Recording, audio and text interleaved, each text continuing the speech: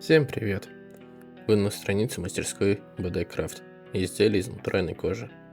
Здесь я показываю, как из обычного куска кожи, шаг за шагом, рождаются практичные и по-настоящему индивидуальные вещи. Сегодня я гравирую обложку для паспорта. Сначала подготавливаю изделие и выставляю макет будущего рисунка. Первым проходом, слабым лазером, наношу тонкий контур. И это помогает проверить положение логотипа, инициалов и всех мелких деталей, еще до основной гравировки. Ну а после этого начинается главная работа. Лазер постепенно и аккуратно прорабатывает рисунок на коже. Появляется логотип Спартака, а рядом инициалы владельца. Каждая линия получается четкой и хорошо читаемой. Лазерная гравировка не повреждает изделие.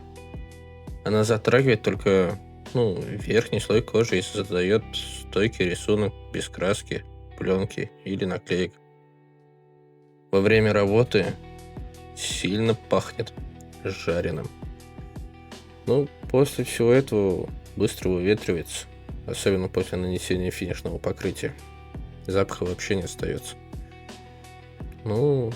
Так вот обычная кожа становится личным аксессуаром с характером, вещью, которая каждый день напоминает о любимой команде и сделана специально для своего владельца. Что я еще могу сказать? Подписывайтесь, если вам интересно наблюдать за работой с натуральной кожей или лазерной гравировкой и созданием уникальных изделий своими руками. Ставьте лайк, если хотите больше таких процессов. Пишите в комментариях, какую гравировку вы бы выбрали для своего изделия или конкретной обложки. Всем спасибо.